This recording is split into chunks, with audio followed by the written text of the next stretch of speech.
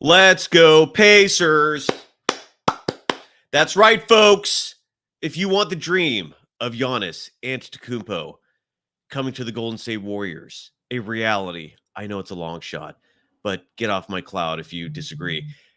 You want the Pacers to win, and they're winning right now. I'm coming to you live. It's Friday. It's a little after 4 p.m. Let's talk about the Warriors. Let's dream. Let's have some fun, folks. It's Friday. This is Locked On Warriors. You are Locked On Warriors, your daily Golden State Warriors podcast. Part of the Locked On Podcast Network, your team every day.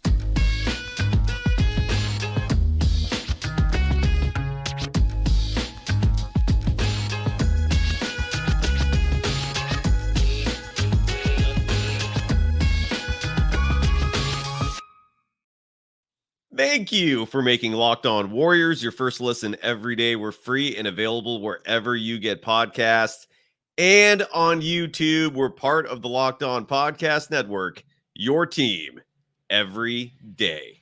Not every other day, every day. And today's episode is brought to you by the official sports book of the Locked On Podcast Network, FanDuel. Make every moment more right now. New customers get $150 in bonus bets. Guaranteed. That's $150. Win or lose. That is one hell of a promo. Visit fanduel.com/locked-on to get started. You can follow me, Cyrus Saatsaz, on Threads at Dog Wild. The program is also on that platform at Locked On Warriors. Again, I try to address the chat as much as possible, especially during the offseason. And I want to start off with Paul Norred. Welcome to the program. Great to see you. Paul writes, it's time to let Wiggins go and get a big man. And let's go. Yeah, I'm with you. We're going to talk about Wiggins today. And we're going to talk about who led the Golden State Warriors in net rating. An interesting statistic that 10 years ago, I don't remember a lot of people bringing that stat up. It's exploded in popularity as a talking point. It represents reality to a certain extent. When you have a small sample size with net rating, borderline subjective, not borderline, it is. It's subjective. It may or may not represent reality. But when you're talking about five-man lineups, now you're getting objective because the net rating represents the team that's actually on the floor. I also, one of the net rating stats that does entertain me, and I think does tell a picture to a certain extent, is duos. So for today's show, I'm going to recap the year that was for the Golden State Warriors in terms of who led the team and who did worse for the team in net rating in three categories: five-man lineups, duos, and individuals. Because again, while net rating is a very subjective stat, over the course of a year, of an entire season, you do start to get a pretty accurate picture. Paul, by the way, who I read his comment just a moment ago, adding, you're moving to Arizona. Oof, good luck with the heat, bud. But you're getting season tickets to the Golden State Warriors. Are you trying to say you're getting season tickets to the Suns and they're going to watch those two Warriors games a year when they're there in addition to all the other teams? Because what you wrote doesn't make sense. Rico Suave writes, Jared Allen for Wiggins. Oh, here's the thing with that. We had a big Clifford Ray, former Warriors center, part of the 75 championship team. He's got a children's book out right now. Recommend it. He's also working with the Cleveland Cavaliers. Jared Allen was very briefly mentioned as a potential target for teams as the trade deadline approached. And the Cavaliers quickly shut that down. Clifford Ray was on this program confirming he is not available, but times change. Things change. And even though the Cavaliers right now are looking good, they were up 2-1 in the Magic in that series. At a certain point, that team is going to have to reckon with reality, which is this. A front court of Jared Allen and Evan Mobley, probably not going to work. You've got a logjam there, just like the Warriors have a logjam at the wing position. We'll talk about that in just a moment. And the point of that brief thing I just said is if the Cavaliers lose in the playoffs, whether it's to the Magic or to the next round, if they make the Western Conference final, the Eastern Conference Finals I don't think they're breaking up that team. But if they're eliminated, especially this round by Orlando, maybe next round, that team might want to talk about breaking things up. Jared Allen would be a phenomenal piece for the Golden State Warriors. Now, granted, the Warriors have suddenly seen one of their own pieces, Trayce Jackson-Davis, emerge, and maybe that's a redundancy in and of itself. Or you could propose a trade to the Cavaliers. In that comment, Andrew Wiggins was mentioned. You're going to have to throw in a lot more than Wiggins, who has virtually no trade value, but you add Trayce Jackson-Davis and you add some other prizes in the mix, maybe that's a reality. But personally speaking, while I love Jared Allen, if you want to be a title contender next year, you got to get a much bigger name than that. You got to get a Giannis type, a Joel Embiid type, an Anthony Davis type. And if you're not a world championship contender next year, what the hell is the point of keeping Klay, Chris Paul, and Andrew Wiggins on the same team together? We'll talk about that in just a little bit. But for now, let's talk about who led this team and who did not, who struggled on this team in terms of net rating. I want to start off with duos. Which two individual lineups, which two individuals representing a small part of a five-man lineup were the best and worst for this team? For much of the year, the duo that led the Warriors in net rating was Brandon Podziemski and Trayce Jackson-Davis. It was a bizarre stat. And that number came back down to reality because, again, you need to look at this over the whole 82-game season. Brandon Podziemski, by the way, I'll skip ahead and tell you this now, in terms of individuals, led the Warriors as a rookie in net rating, which is crazy, plus 264. Now, as duos go, the number one duo for the Golden State Warriors in terms of net rating was, and I'm going to post all this on my Threads account too after the show, in case you want to actually see a visual to go along with this. Number one duo, Jonathan Kuminga, Brandon Podziemski. They played 1,063 minutes together. They were a plus 170 as a duo this season, meaning over the course of the year, those two, when they were on the court together, outscored the opponent by 170 points. That's the future of your team, ladies and gentlemen, and that is why when you bring up Kuminga and trade talks, unless it's for a megastar coming back, throw that crap away. It's a garbage idea. Kuminga is going to be a hell of a player. He'd be, I think, even much further along than he is now if he had a coach who believed in him, who actually knew how to develop talent. I digress. But him and Podziemski, both 21 years of age, they're separated by 3 months. They represent a very bright future for the Golden State Warriors. They lead the Warriors in net rating with a plus 170. Number two among duos, Stephen Curry and Draymond Green. That shouldn't surprise you, right? Those two, they're the staple of the dynasty. They're the core of it all. They're going to have statues built for them. The Draymond part's going to be interesting. I wonder how that's going to look.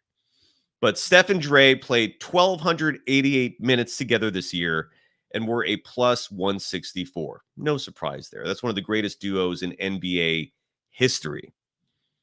Number three duo in terms of net rating, Stephen Curry and Jonathan Kuminga. Another awesome duo. They played 1,142 minutes together. They were a plus 146. Fourth, Draymond Green and Jonathan Kuminga played 699 minutes together.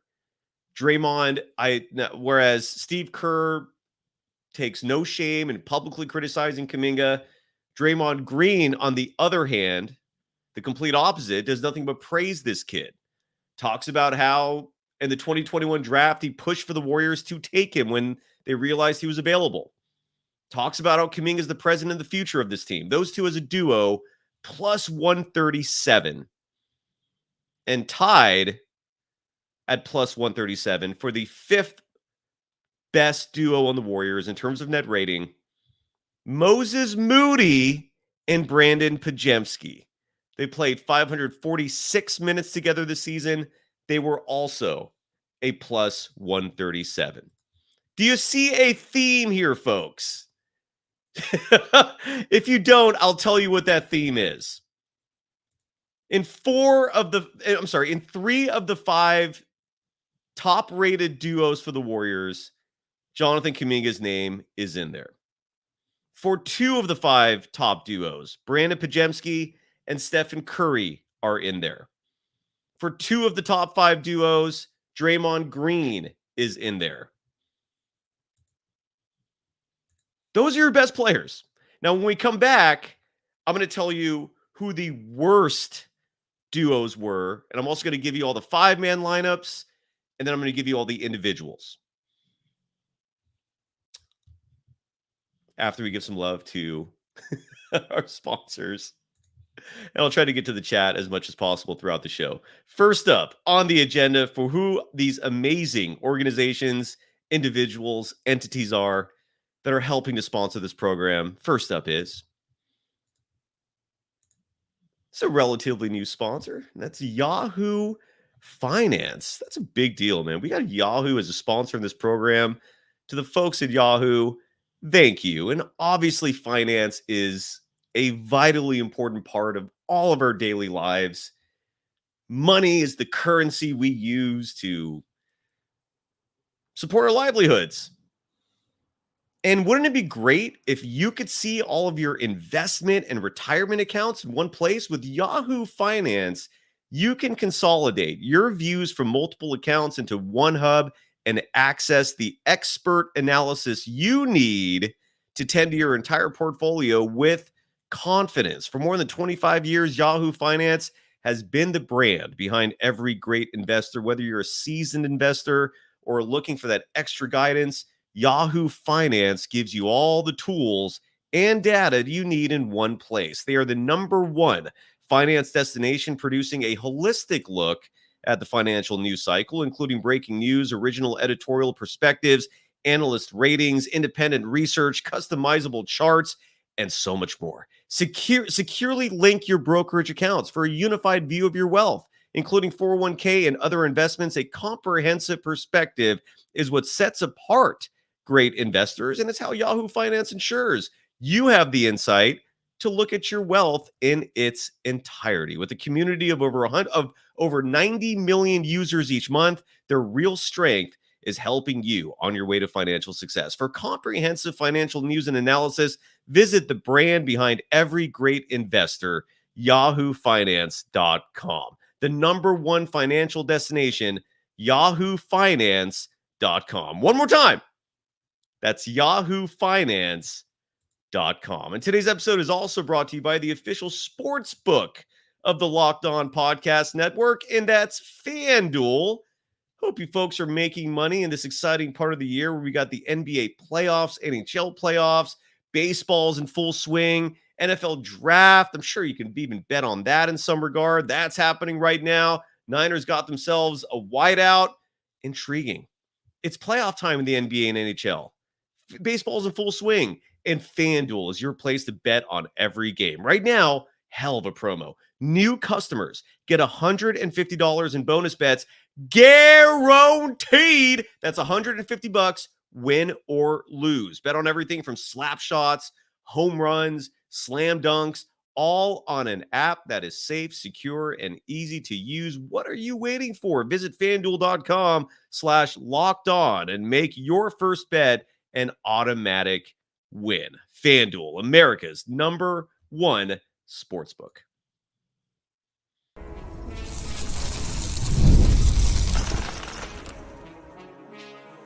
You are Locked On Warriors, your daily Golden State Warriors podcast. Part of the Locked On Podcast Network, your team every day. Are you watching Fox Sports or ESPN on your TV all day? Do you have to turn down the volume with all that shouting? Make the switch right now to Locked On Sports Today. It's a free 24/7 streaming channel programmed for you every day to bring you the biggest stories without all the screaming. Locked On Sports Today brings you can't-miss analysis, opinions, and news, streaming 24/7 on YouTube or the free Amazon Fire TV channels app, part of the Locked On Podcast Network, your team every day. So, real fast, let me check out the chat here before I reveal who the worst duos on the Golden State Warriors are based on net rating. Nick Fensky, my brother, he's an actor, folks, and he's going to join this program, I think, next week. We've been messaging back and forth. I want to start bringing some fans on the show, at least for the final segment of each program. Get your perspective. Let's just not look at my ugly mug and hear my ridiculous voice. Let's hear from you. So, Nick, you're going to come on the show soon, I hope. Yeah, and Nick Fensky writes, there seems to be a pattern there with Jonathan Kuminga. Maybe the kid is him. Agree. Abraham De Leon writes, bring Bronny and Thanasis. So you're what you're implying there is you want LeBron and Giannis Antetokounmpo. That's reaching. There's no chance in hell they're going to be able to pay both of those guys to come. But if LeBron really wants that fifth ring, he would sign the vet minimum and come to the Warriors and join that party. It's okay to dream. It really is. All right, let's get back to and Zach Schmellis. We'll find out if you're right or not. Writes Klay and Wiggins both on the negative net rating list. Both got to go. Well, let's find out if you're accurate or not. The worst 5-man duos for the Golden State Warriors. I'll go from, in this case, 6th through 1st. This list has 6 because one of the 6, they only played 49 minutes together, but I thought I'd throw it in there anyway, possibly for a good laugh. The 6th worst lineup. No, I'm sorry. Let me rephrase that. The 6th worst duo for the Golden State Warriors. Klay Thompson, Dario Saric. They played 498 minutes together. They were a minus 50. 5th. And this duo only played 49 minutes together. Corey Joseph, remember him. And for all you Steve Kerr defenders out there, remember him. Remember all those minutes he was getting unnecessarily, because that's what Steve Kerr does. It's ridiculous. Where's my sound effects? Where are you? Hey, Steve Kerr. You know what it is when you play Corey Joseph? That's ignorant. Yeah, it made no damn sense. You had much better players on your bench, more athletic, bigger, better shooters, yet you played Corey Joseph. It's ignorant. You're being ignorant. And that is an example of Mike Dunleavy Jr. saving Kerr from himself when he traded Corey Joseph away. I digress. That was the 5th worst duo. The 4th worst duo on the Golden State Warriors in terms of net rating. This was surprising a little bit. They played 630 minutes together. They were a minus 55, and I'm referring to Klay Thompson and Trace Jackson Davis. Those two were lauded as a duo that had chemistry. He was one of the only players I've ever seen Klay Thompson liking passing to, efficiently passing to. But they were a minus 55 when they were on the floor together. That one threw me off a little bit. The 3rd worst duo, Andrew Wiggins, Dario Saric. They played 475 minutes together. They were a minus 58. The 2nd worst duo this season in terms of net rating, Andrew Wiggins, Kevon Looney. They played 622 minutes together. They were a minus 82. And I think you know very well who the worst duo on the Golden State Warriors is this year. I don't think there's any surprise. And before I actually announce that, Portola 45 writing Javonte Green, who a former member of the Santa Cruz Warriors, Bulls picked him up and he was balling at the end of the season. You're absolutely right. But again, the Bulls, I mean, they're not really an example of somebody to brag about. But you're right. Yeah, the Warriors squandered that one. And I absolutely agree with Jay, who writes, I think I agree, who writes, only way Kuminga will reach his potential is if Kerr gives him a legit shot and changes the offense where it doesn't revolve around setting screens for Curry every single play. Yeah. I remember one game this entire year where a play was called, or a series of plays were called for Jonathan Kuminga to score the ball. In other words, a play called for him to be the focus of the offense. You're absolutely right. And then Zach Schmelez, who wrote before, I'm going to play this again. Klay and Wiggins both on the negative net rating list, both got to go. Big surprise. The worst duo for the Golden State Warriors. Being facetious saying that because they were not, it's not a surprise at all. Klay Thompson, Andrew Wiggins, they played 1,046 minutes this year.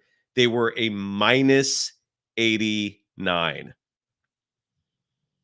So those are your duos, folks. And when we come back, I'm going to give you the 5-man lineups.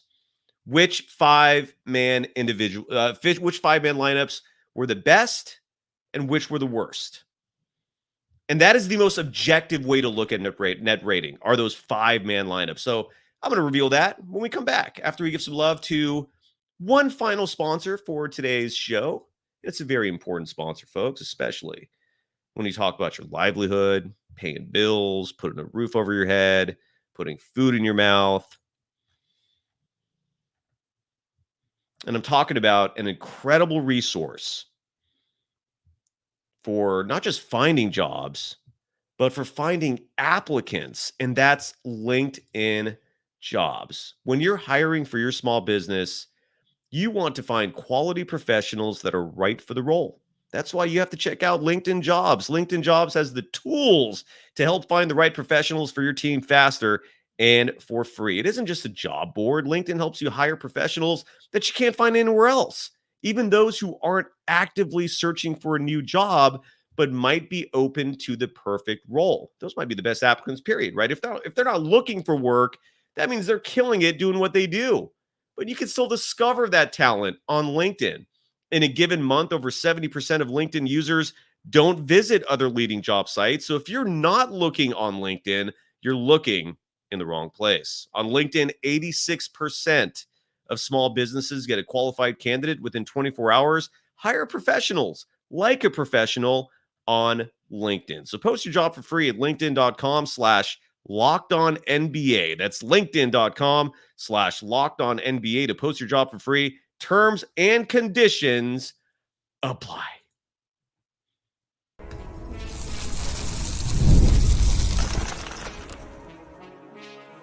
You are Locked On Warriors, your daily Golden State Warriors podcast. Part of the Locked On Podcast Network.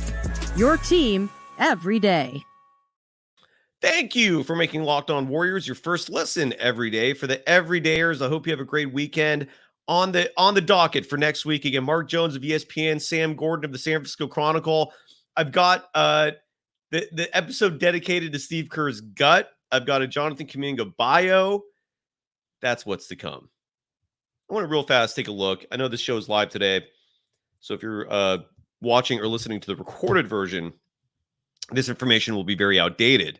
But with a minute 40 to go in the third quarter, the Pacers, and how awesome is this part of the NBA season, especially with an NBA that's so deep that the first round of the playoffs has turned into basically 8 conference final series. That's at least the impression you'd get in most other years. But if the dream, and it is a dream, I'm not saying there's a likelihood of this, but I am saying there's a possibility of this, of Giannis Antetokounmpo going to the Warriors, for the simple reason that the Bucks, if this series goes the way we expected, that franchise is toast. It is rebuild time. Giannis will want out of that place because there is no future or present. And the Warriors have the best assets to offer for him. And you also have to take into consideration, Giannis will want to go to a place where he actually wants to go. Like, his wants will be taken into consideration by the teams. And he likes Steph. I'm sure he would love the Bay Area. Seems like a perfect fit. So the score, Game 3, Pacers-Bucks. It's right now 88-79. The Pacers lead. And if that series continues going the way it's going, come to us, Giannis. Come to the Bay Area. Come join us. Northern California, baby. Bay Area, baby. Steph, baby. All right. Here are all the rest of your and yes, Nick Fensky. I did see that the Nets signed Jordy Fernandez. I remember clearly he was your recommendation as a head coaching candidate out there. No, I give you absolute props for that. All right, here are the five man lineups. Let's start with the worst 5-man lineups. And in this case, I applied a minimum of 30 minutes played together. Factor that into this. The 5 worst lineups first. We'll start there and then we'll go to the best. Number 5, Chris Paul, Dario Saric, Gary Payton II, Jonathan Kuminga, Moses Moody. They played 62 minutes together this year, minus 17. Not horrible, but that was bad. That was the 5th worst. Minimum 30 minutes played together. 4th worst, Stephen Curry, Klay Thompson, Draymond Green, Andrew Wiggins, Kevon Looney. They played 140 minutes together this season, the 3rd highest total. A year ago, they had the best net rating in the entire NBA. Granted, they didn't play together since December, but that fact is a fact. It's true. 2 years ago, that 5 individual unit won a championship together. But again, aging happens. The mystery of Andrew Wiggins happens. So father time is a bitch. Anyways, those 5 played 140 minutes together. This year, they were a minus 20.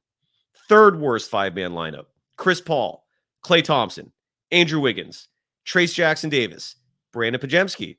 That's a bizarre one. They played 33 minutes together. They were a minus 24. Tied.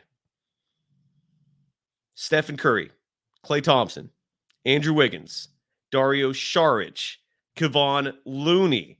Do you remember that lineup that Steve Kerr was? And that lineup, Steve Kerr was busting out routinely in November, December, because he thought Saric could space the floor with his 3-point shooting while also giving the team size. It worked for like a game. Ultimately, that 5-man unit played 58 minutes together. They were a minus 24. The worst 5-man lineup, they played 108 minutes together. Stephen Curry, and this one's a little surprising, Stephen Curry, Klay Thompson, Kevon Looney, Jonathan Kuminga, Brandon Pajemski. 108 minutes played together. They were a minus 41. Those are your worst 5-man lineups. Your best 5-man lineups based on net rating. I actually went 7 deep here. We'll start with 7. Klay Thompson, Kevon Looney, Jonathan Kuminga, Lester Quinones. I want to see more of him next year. That kid can play. And Brandon Pajemski. They played 31 minutes together this season. Not a lot, but they were a plus 23 when they did play together. The 6th best 5-man lineup for the Warriors. Chris Paul, Klay Thompson, Dario Saric, Jonathan Kuminga, Brandon Pajemski. They played 43 minutes together. They were a plus 33. The 5th best lineup. Chris Paul, Stephen Curry, Klay Thompson, Andrew Wiggins, Kevon Looney. They were a plus 40 this year. That's a bizarre one because that's basically the same 5-man lineup that won the title 2 years ago, except you swap out Draymond Green for Chris Paul. But that lineup also played together mostly early in the season. Nonetheless, they were 5th. 93 minutes together were a plus 40. The 4th best lineup, Stephen Curry, Klay Thompson, Draymond Green, Andrew Wiggins, Trace Jackson Davis. They played 69 minutes together. They were a plus 42. 3rd best lineup, Chris Paul, Stephen Curry, Klay Thompson, Kevon Looney, Jonathan Kuminga. 63 minutes played together. They were a plus 46. The 2nd best lineup for the Warriors this season, Stephen Curry, Klay Thompson, Draymond Green, Andrew Wiggins, Jonathan Kuminga. And that's the lineup that I think started a lot of games too. They played 157 minutes together. They were a plus 55. And the number 1 lineup this season, in terms of net rating, they played 232 minutes together. Stephen Curry, Draymond Green, Andrew Wiggins, Jonathan Kuminga, Brandon Pajemski, 232 minutes played together. They were a plus 59. So some surprises there. Some surprises there. And last but not least, individuals. Individual ratings. This is just a single person and how they fared this season in terms of impacting the team. I mentioned this early in the show, and I'll say it again. Brandon Pajemski, a rookie, led the Warriors in net rating this season with a plus 264. Second, Wardell Stephen Curry, 189. Brandon Pajemski outscored Stephen Curry between 1 and 2 for the leaders in net rating by 75 points this year. Remarkable. And Brandon Pajemski is a Warrior. How exciting is that? Number 3 for net rating, Draymond Green, plus 171. Fourth, Jonathan Kuminga, plus 125. Fifth, Chris Paul, plus 110. Sixth, Moses Moody, plus 99. 7, Gary Payton II, plus 83. 8th, Kevon Looney, plus 38. That's a little surprising. 9th, Trace Jackson Davis, plus 32. The only surprising thing about that is how low it was. I thought he had a much more of a positive impact for the Warriors. Lester Quinones is next at plus 17. Guy Santos was plus 16. And this is indicative of how much better the second half of the season was for Klay Thompson. Klay was routinely at or near the bottom of the net ratings, routinely second worst. I think you can guess who the worst is. I'll reveal that in just a second. But Klay Thompson ended the season in a positive plus 7, but still, it's a positive. So Klay finishes with a plus 7. Corey Joseph was a negative 12 before he got traded. Dario Saric was a minus 21. And you can guess who was the absolute worst player on the Warriors in terms of net rating this season. Andrew Wiggins with a minus 58.